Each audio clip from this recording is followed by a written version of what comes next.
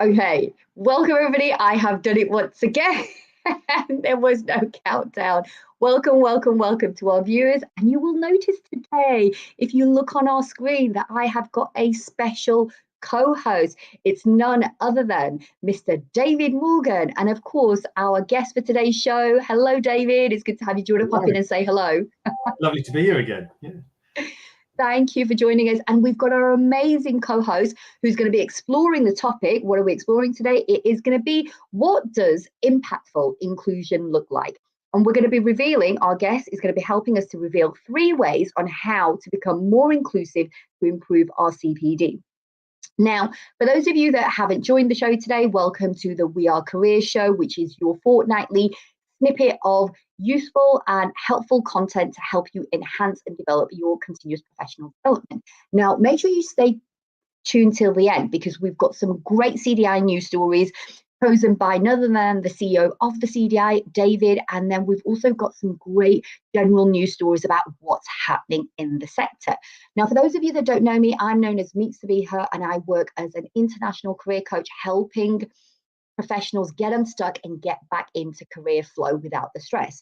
I also happen to be the creator of the I Am Thriving Career Coaching Program, where I work with international coaches to help them create even more impactful and enhance their transformation for the clients that they serve. Now, thank you for joining us today. And for those regular viewers, you will know that we like to spend the first part of the show really celebrating the amazing work that is done by individuals and organizations within the sector and beyond. And each week we like to select some amazing feel-good news stories, because there's enough doom and gloom out there in the world, to really highlight and celebrate some of these sort of amazing stories. So, David, I'm going to hand over to you now, and just introduce yourself, let people know who you are, for maybe those viewers that have never met you before and are hearing from you for the first time, and then we'll move on to the careers cheers section of the show. Yeah, thank you. Hi, thanks, Sabiha, and it's great to be back co-presenting with you. Can't replace Chris, but I'll do my best to fill some of the void. Hello, everyone. I'm David Morgan. I'm the Chief Executive of the Career Development Institute, and I'm delighted to be here today with today's focus on equity, diversity, and inclusion, following the work the CDI has been doing over the past 18 months or so.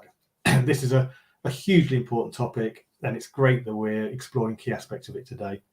And you can join in the conversation, you can comment on the discussion, you can share your views, and Sabiha will be picking those up and sharing those with us. And any questions you've got, we can pick up as well. And we hope you really enjoy the show today. And remember to hit the subscribe button on whatever platform you're watching it on, so you can watch all the future shows as well. Later on, I've got 3 great CDI updates for you, including the CDI AGM, the Summit Conference, and the new top-up training for careers leaders. And stay tuned, of course, for the inspirational ideas for your CPD and industry updates from Sabiha. So fantastic. But first, the careers cheers. So fantastic opportunity to recognise a few people and shout out our fellow professionals. And I'd like to do it slightly differently today. So on the CDI Community of Practice Facebook group, on the second Friday of each month, they run the hashtag Careers Impact Friday. And it's really a chance for people to share their careers impact stories, showing the impact they've had with clients. So I just wanted to share 3 of the stories that were posted in October's Careers Impact Friday. First is from Liz Reese. She shared some lovely feedback from a client from 20 years ago. So they were a client 20 years ago and they've now retired, and they got in touch with Liz and said that she'd really helped her transition from teaching to scientific research. And the client said she still often thinks of Liz with enormous gratitude. And she said, I often tell people one of the best presents I ever had was a consultation you offered me. So you can't get more glowing than that. The second one was posted by Carolyn Parry, who's the CDI president. She shared a testimonial from a client who said he'd had the most amazing support, and her advice and no-nonsense approach gave him confidence and helped him during his entire career, including more recently taking a year out of work in order to study and gain further skills. And finally, Mary Fudge posted her careers impact story of supporting a refugee from East Africa who arrived with no paperwork for her nursing qualification. Now, she shouldn't have been accepted on courses, but Mary championed her and got her into college to do an access to nursing course. And now that client is studying at a top London university. So these are three fantastic and very different examples that show the value that these careers professionals individually added, but they also demonstrate the breadth and depth of the impact of the careers profession on people's lives. So look out for the careers impact on the second Friday of each month on the Facebook group, or share your own story using the hashtag on social media posts. So hashtag careers impact. It'd be fantastic to hear those stories and to keep sharing the fantastic work that everyone does. Oh, some great stories. And David, I'm just going to sort of kind of pick up, why do you feel so passionate about this, about celebrating this amazing work? And like you said, such a breadth and depth of diversity of different sort of impact that these professionals have had. Why is it so important to you as CEO of the CDI? It's I think it's important in a number of ways. The first is this is a very caring profession, and it's very focused on helping other people. And we sometimes forget that we need to help ourselves as well. And by sharing these stories, I think it helps everyone individually feel the value that we add, and reminds us of the value we add as a profession. So I think they're really valuable to share. And sometimes we're a bit over modest as a profession, but we should be sharing these, not to show off, but to demonstrate the impact of it. So I'll give you an example. I talk to people about the career development profession, and their eyes glaze over a little bit sometimes. I think a lot of people I've spoken to said, you're in the pub and you say I'm a careers advisor, and you get that, but if you tell the story, and I've had examples where I've told other people's stories about a careers intervention they've had with someone, and that person's nearly in tears. So what we do is deeply emotional, it's really engaging, it's vitally important to the people we help with, but it's also really valuable for us as a profession to get across, not so much describing what we do, the functional things we do, but actually the impacts, the stories we have with people, because it really engages people and it completely changes their view of what we are about as a profession. So that's why I find it so important. And so keen to have these impact stories. I love that. And I really resonate with that as obviously a practicing professional in the sector, but also as well, just it's about the storytelling as well. And I believe, for viewers, join in the conversation, let us know, is what David just shared with us all now resonating with you? Do you feel the same way? Or maybe perhaps you don't. Maybe perhaps you have a different viewpoint. Of course, we always want to hear from you. So please do use that chat comment on whatever platform that you're watching and join in the conversation. And speaking of joining into the conversation, and we're going to be heading into the topic very shortly, it's great to see David Morgan, Ifza, and Sabiha. Really looking forward to hearing about superb EDI strategy. So I'm just going to put that up on screen. And so, you know what, without further ado, let's get stuck into today's topic. So today's topic is about impactful inclusion. And following the launch of last month's CDI Equity, Diversity and Inclusion Strategy, today's show is all about embracing equality, inclusion and diversity in career development, and especially what each of us can do to make the profession more inclusive. So do drop in the chat. How do you create a more inclusive environment for your colleagues as well as for your clients? And so before we go into the questions that we have for you today, Ifza, could you please share with the audience a brief summary of who you are, what you do, and then we'll dive into the EDI strategy. Okay, thank you so much for having me on the show. My name's Ifza Shakoor. I'm the CDI's EDI Associate, and I've been in role for coming up to 19 months this month. And I'm a final year PhD decolonial academic student. Okay, sorry, Sabiha, what was the second part? I've kind of forgotten that. Oh, that's okay. It happens to the best of us. So talk about, just share with us what work you're doing, and tell us a little bit, to kind of give us a little bit of a tease of what the EDI strategy is, and then we'll get into more details about what that looks like and what members can expect. Okay, thank you for that. So the EDI strategy has been something completely innovative. The way that we've done it, the way that we've listened to our members, to non-members, to stakeholders, we've had lots and lots of input. It's been more listening, and Dave and I have been the facilitators that have put it together along with everyone that's had input with it.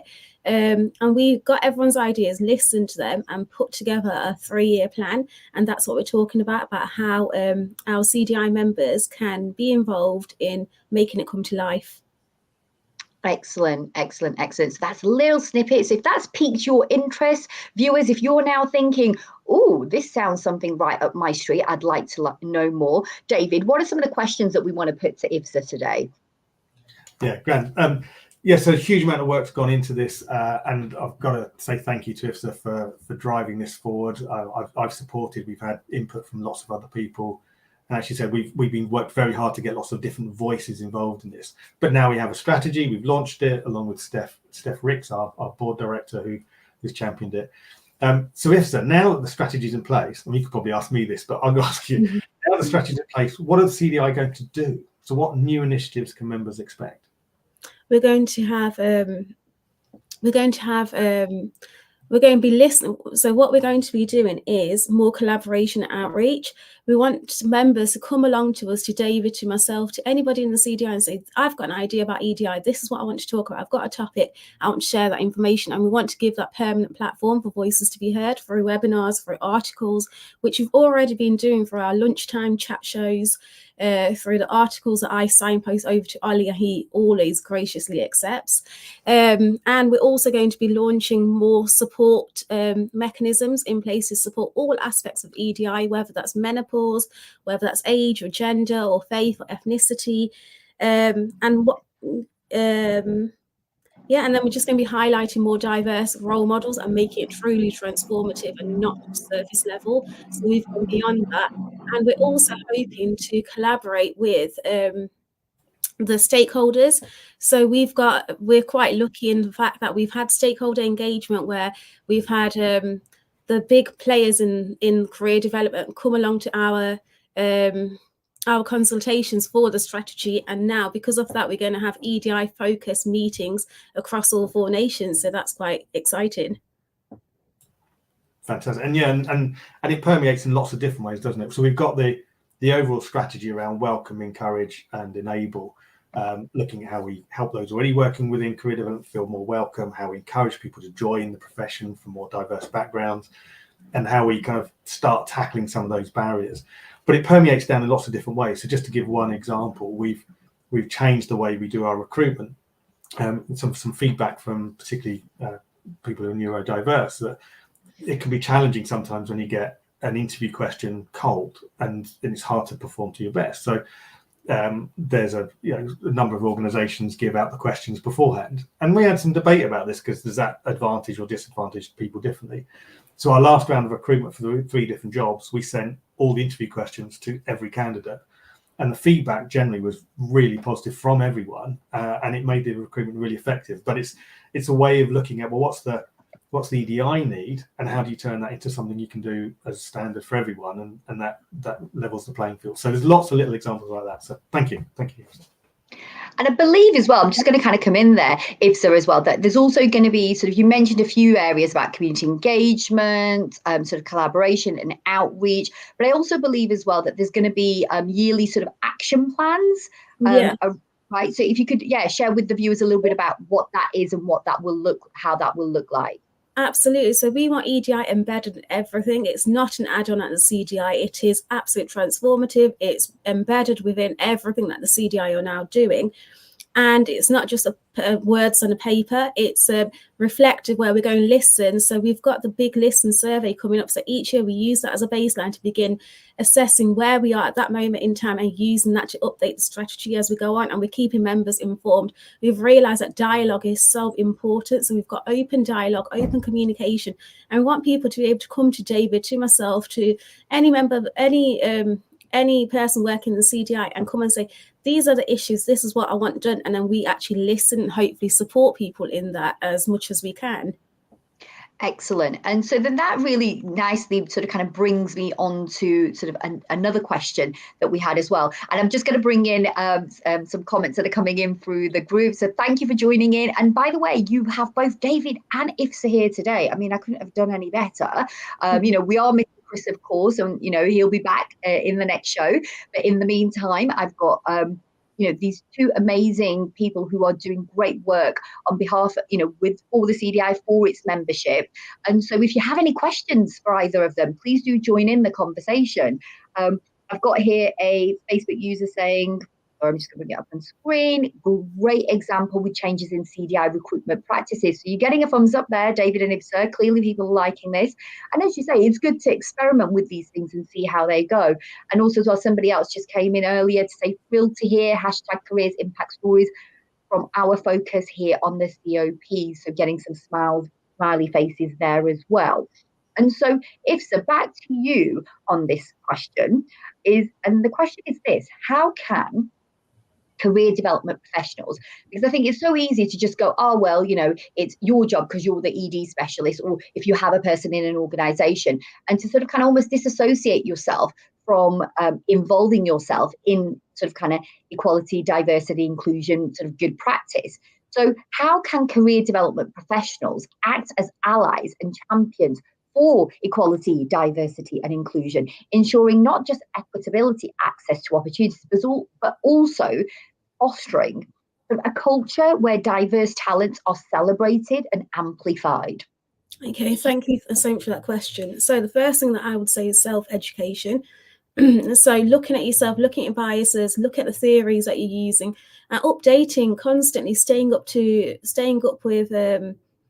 date with the latest theories, the latest models, and so on, and also engaging with other people that are diverse that may not look like you or sound like you. So getting as much access to a diverse pool, and active listening. Don't just listen to respond back to somebody, but listen for the sake of listening. Listen to what they're saying, and listen so that you can hear where they're coming from, because then that makes you more gives you more empathy. It makes you understand where the other person's point of view.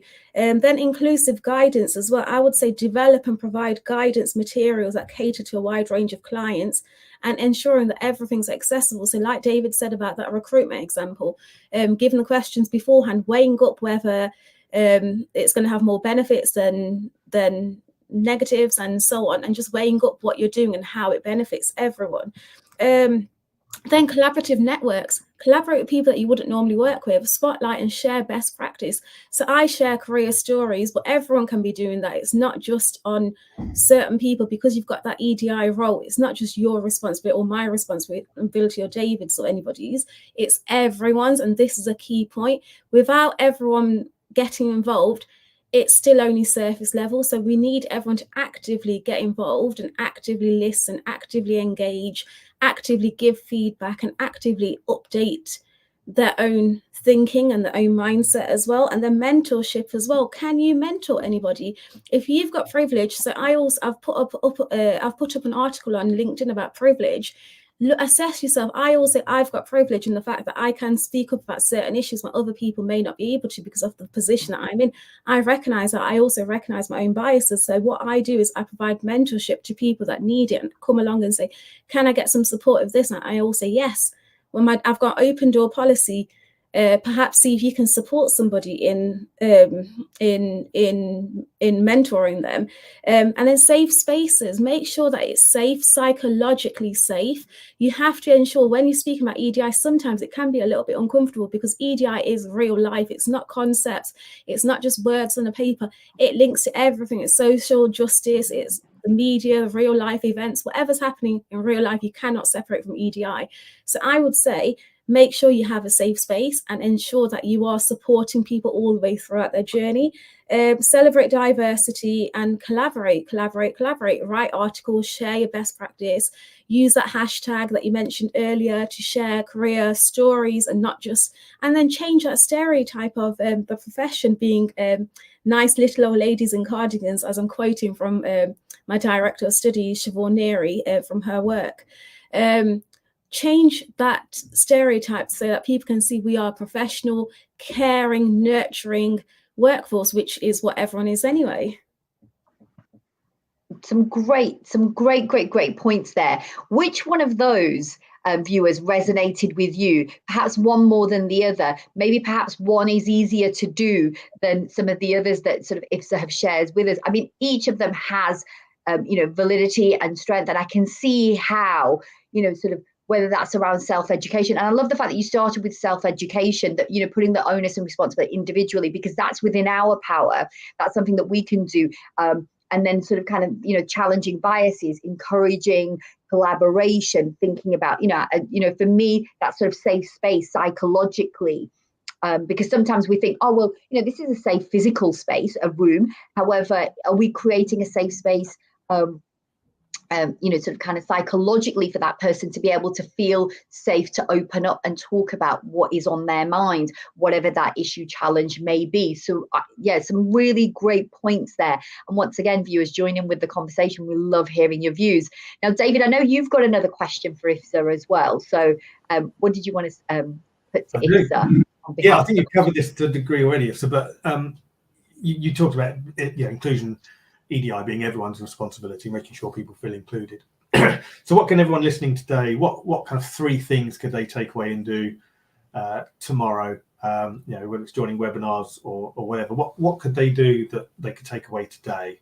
Okay, the first thing I'd say is engage with the strategy. So make sure you look at it, the one pager, the infographic. We've tried to make it as accessible as possible. So have a look at the CDI website, engage. If you think something's missing, let us know and we'll see what we can do about it.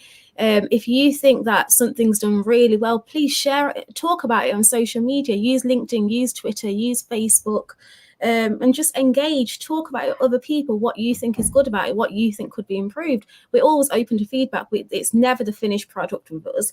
Then give feedback on what's missing or any barriers that you might face that we've maybe haven't covered or haven't been able to, because we are limited by time. And then support with webinars. So if you think something's missing, if you think you're skilled with that aspect, like for example, let's say menopause, if you think that you can share something about it that we may not have been able to, please do use that information. Use your own information and your knowledge and whatever you bring to the table and come along and share with other people. Message me and say, hi, Ifza, I'd like to do a webinar on XYZ, and I'll make sure it happens.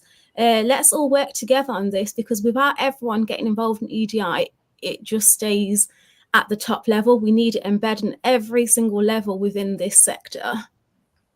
Yeah, and just to briefly add, we have 2 webinars, don't we, Ifza? That leads me on to my next point. So the 10th. There you go. So next week on Friday on the 10th, and then the following week on the 17th, we've got 2 webinars coming up. So I can put the link. Sabiha, if I put the link into the chat, would you be able to share that, please? I can do. Find out more. We're going to give a special insight with myself, David, and Steph as well coming along, I think.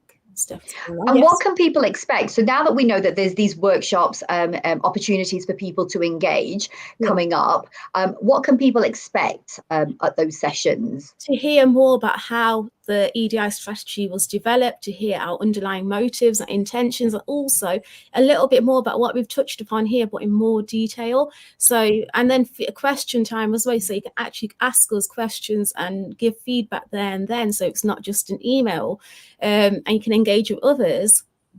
And who should attend? Who should everyone who shouldn't attend is a question.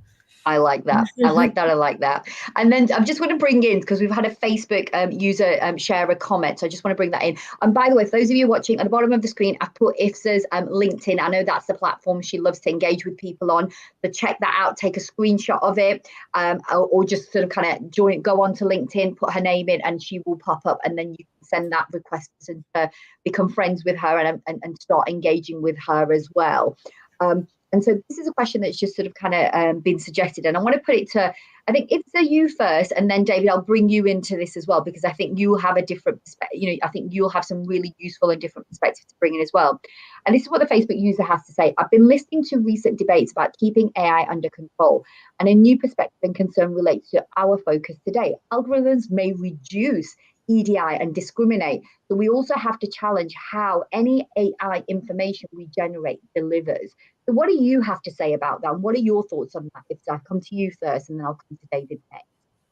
Absolutely. So AI 100% has got biases because it gets the information from the internet, and we know that the internet is not without its flaws. So anything that you take or use from AI, use it with a pinch of salt and just verify your sources. Go back to the original as you would anyway with anything. and see where it's coming from. I've written an article about media propaganda and bias. That's quite a good one because it's got practical tools for you to begin unpicking the media. But I have got one on AI coming up quite soon, so keep an eye out. Excellent. So I love the fact that you're also thinking about this, as is our viewer, and coming up with answers and solutions and tips and hacks of how people can challenge that. David, how about for you? What are your thoughts and perspective on this? This is an aspect of AI we've been talking about for a little while. It's the same with any form of automation. So you look at automated recruitment processes, and they can deliberately or inadvertently build in biases. So I had an example from a large corporate. They were talking about how they encourage more people who haven't got degrees to get employment in their organisations. And one of the chief execs of one organisation came back and said, "I've only found out because I've asked the question that we automatically strip anyone out who doesn't have A levels, who doesn't have 3A grade A level. It's just no one knew it was built into the system." So the risk with AI is that's buried even deeper, or it's using data to come up with assumptions. So the example I give, which is only one, but is because it's using data that exists and data historically, if you don't counteract it, so you could have an example where, say, a young black woman is looking at what she should go into for a career, that's going to look at data where young black women tend to do better in careers. So it may push demographically down towards a carer kind of career rather than a science career. But that individual may go, "But I'm really interested in science." But the data is going to mean the algorithm is pointing in one direction, which reinforces the bias. So you can counteract it by making sure the rules are right and that you're building in those layers. But what we need to do as a profession is ensure that we're raising that as a concern and a voice to say, no, you've got to make sure you're counteracting biases and you're looking beyond those to say, well, what's that individual interested in? So it can be really powerful. It can be really useful. I think our view is it's always something that's going to augment practice. It's going to be something that sits alongside it and helps the practitioner rather than replace it. And that having that human involved is always important. But it is one of those things. There's a lot of focus on AI, as there was on automation and so on. And we've just got to make sure that what's built recognizes the individuality and recognizes the need to not just say what's obvious from previous data, but what might be, and give people that opportunity.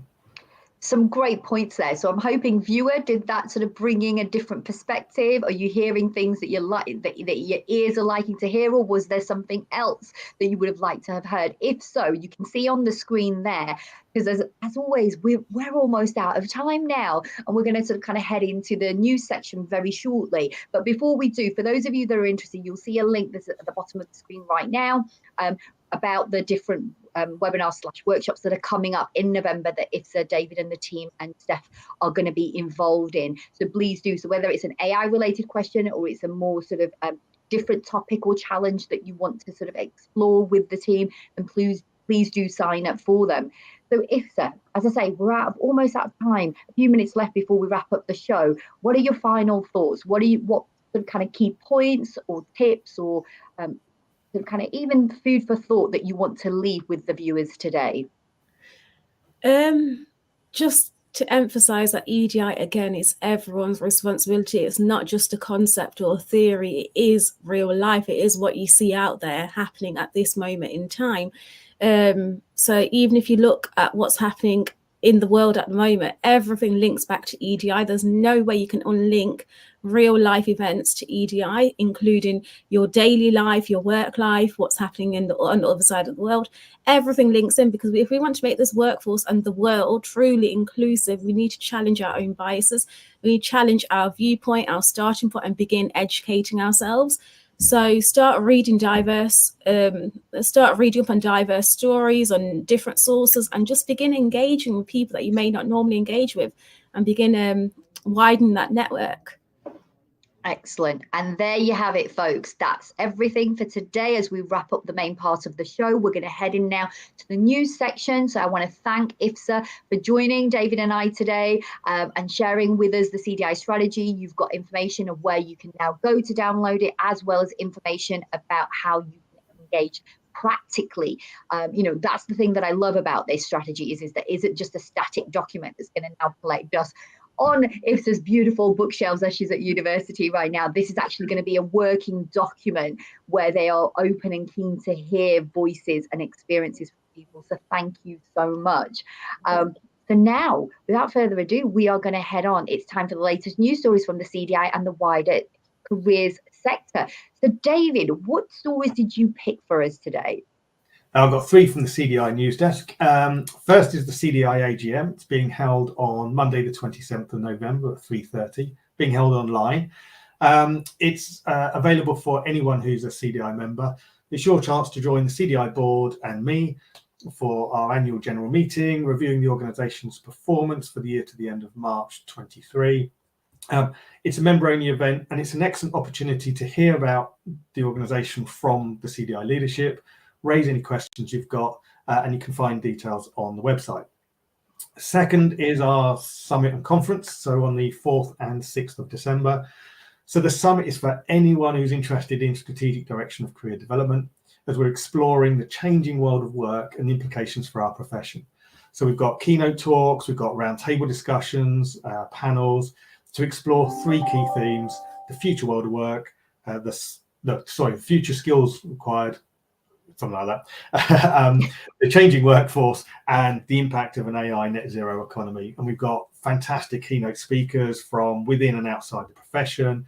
We've got expert panels, and it's that roundtable element to it. So that's the 4th of December in Birmingham. Then the conference is online on the 6th of December. It's a fantastic CPD opportunity. We've got up to 28 workshops covering every aspect of career development. This is a once-a-year opportunity to bring all of the career development sector together, because there's something for everyone. It's being held online, and we kept the price down to only £50 for CDI members for a day CPD, so we can get as many people accessing CPD and this event as possible. So check out both events on the CDI website.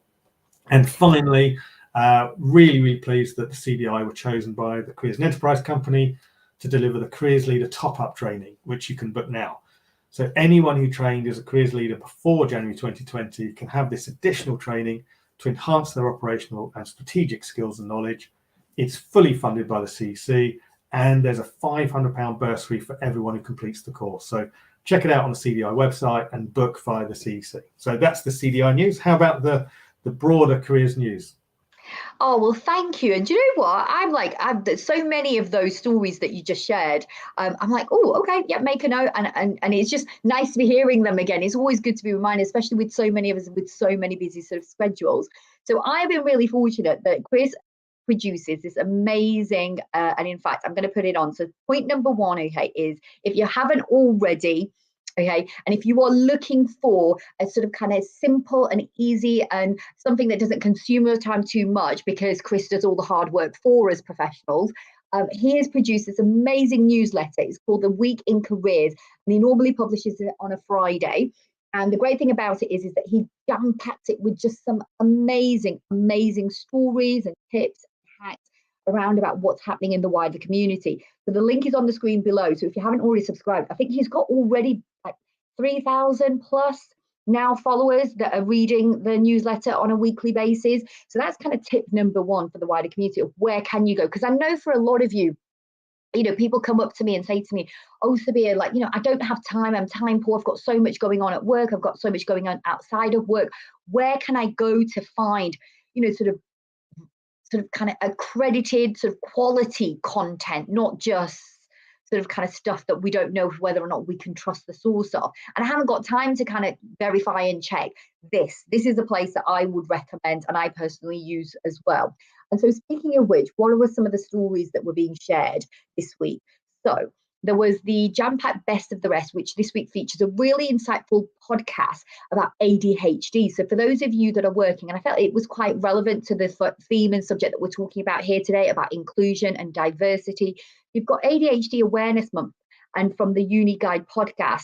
So a big shout out to Tim R and John Cheek, who sort of kind of talk about this podcast, and you can follow them on LinkedIn and various other sites as well. And then sort of kind of the final story that I have today before we wrap up for today is there is the government, UK government-led AI Summit. Again, something that we've talked about here today about how do we make AI more ethical. And so it's an opportunity to reflect on where the career development community is currently at.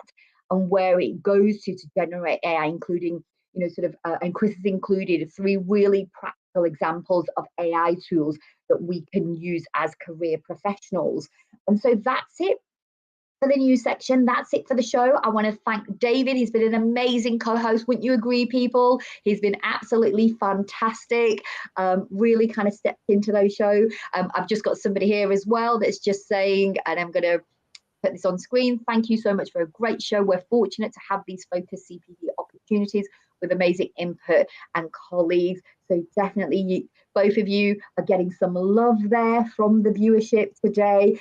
And then what all that left now to share is the next week's show that we have, which is in 2 weeks' time, which is taking place on the 12th. We are going to be exploring the following topic. I'm just going to put it on screen for us. And we are going to be joined by the amazing Carla Hoff from Lightcast, and we're going to be looking at how do we do LMI differently. So that's it, folks. That's all we have time for this week. Thank you so much for joining us. David, your final thoughts before we sign off?